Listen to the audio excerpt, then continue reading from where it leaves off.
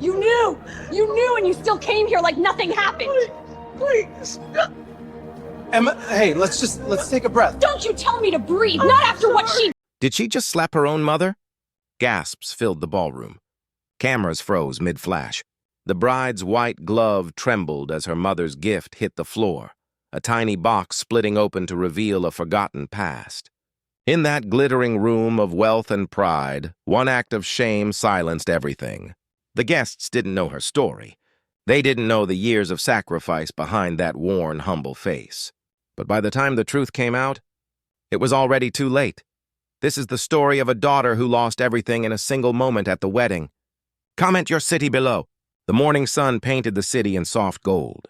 Inside the grandest hotel ballroom in Atlanta, everything shimmered. Crystal chandeliers, silk drapes, white roses perfectly aligned. It was the kind of wedding people whispered about, the kind that made headlines. And at the center of it all stood Naomi Carter, the bride, elegant, confident, and finally marrying into the life she'd always dreamed of. Born to a single black mother who worked 2 jobs, Naomi had clawed her way into this world of privilege. Her mother, Evelyn, was the quiet strength behind every one of her victories, the woman who pressed her school uniforms at midnight, who skipped meals so her daughter could eat, who told her, "Baby, the world won't see you for who you are, but you make them remember your name." And Naomi did.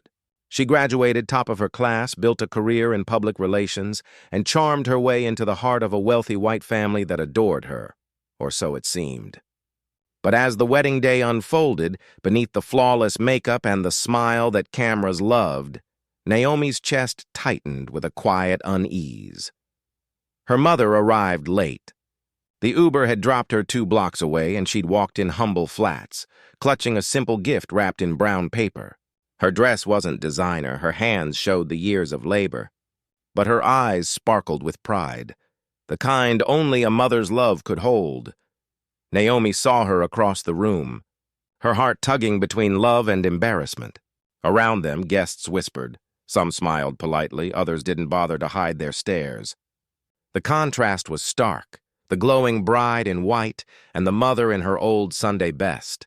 And as the music swelled, Naomi forced a smile, hoping no one noticed the flicker of shame she buried deep inside. She didn't know it yet, but that single feeling would soon destroy everything she thought she'd gained. The ceremony began like a dream. White petals floated down the aisle, violins whispered through the air, and every guest leaned forward as Naomi walked toward her future.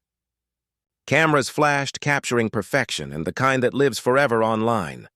But behind every photo, there was a heartbeat tightening with unease. Evelyn sat in the second-to-last row. No one had offered her a seat up front. Not the planner, not the groom's family, not even Naomi. She didn't want to make a fuss. She never did. Her daughter was marrying a man from a powerful family, making it Naomi's day. If sitting in the shadows meant her daughter could shine, then so be it.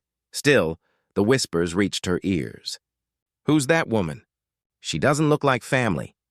Did you see her dress?"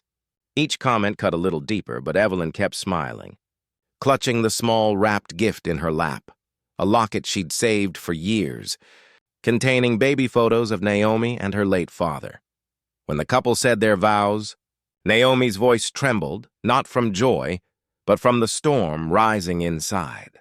Every glance toward her mother reminded her of where she came from, the small apartment, the thrift store shoes, the times she'd been mocked for her mother's accent at school. Those memories had once been her strength, but today, surrounded by wealth and power, they felt like cracks in the perfect image she'd worked so hard to build. After the ceremony, the reception hall glittered with champagne and laughter. Guests danced, posed, and boasted. But Evelyn stood quietly near the buffet, unsure where to fit in. When she tried to speak to Naomi's new in-laws, their smiles were thin and brief, polite but distant. One of them even asked if she was part of the catering staff. Naomi overheard. Her heart skipped. Every instinct screamed to defend her mother, but her pride, the same pride that had driven her to succeed, held her tongue still. She laughed nervously and turned the conversation elsewhere. Then came the moment that would define everything. Evelyn approached her daughter with the small gift, her eyes glistening with love. "I wanted to give you this, sweetheart," she said softly. "It's something I've been saving just for today." But the crowd had gathered around. Naomi's husband's mother glanced over, lips tightening in disapproval at the sight of the modestly wrapped box. Someone snickered, and Naomi, cornered by fear, pride, and shame, felt her world tilt. "Mom, not now," she whispered, voice sharp with embarrassment. But Evelyn didn't hear the edge in her tone. She stepped closer, offering the gift with trembling hands. And then, in a moment, Naomi would replay for the rest of her life, the laughter, the eyes watching, the whispers pressing against her. She slapped her mother's hand away. Gasps echoed through the ballroom. The music stopped. The box hit the floor, breaking open. Inside, the small locket glimmered under the lights, and so did the tears that began to fall from Evelyn's eyes. Naomi froze. For the first time, her mother looked at her not with love, but with something far heavier. Heartbreak. And that silence was louder than any applause. The ballroom hung in stunned silence. No one moved. The air itself seemed to hold its breath. Naomi's hand still hovered in the air, the echo of that slap trembling through her bones. Her chest rose and fell, eyes wide, lips parted, but no words came. Around her, faces turned away, whispers rippled like cracks in glass. Evelyn slowly knelt, her fingers brushing the shattered box, her tears falling silently on the marble floor. The locket lay open, revealing 2 faded photos, a baby Naomi wrapped in a blanket and a man in a uniform smiling proudly. Her father. For the first time, Naomi noticed something unusual. The tiny engraving inside. "For our daughter's big day. Love, Dad." Her throat tightened. She wanted to reach out, to help, to take it all back. But her pride still chained her in place. Then, a deep voice cut through the murmurs.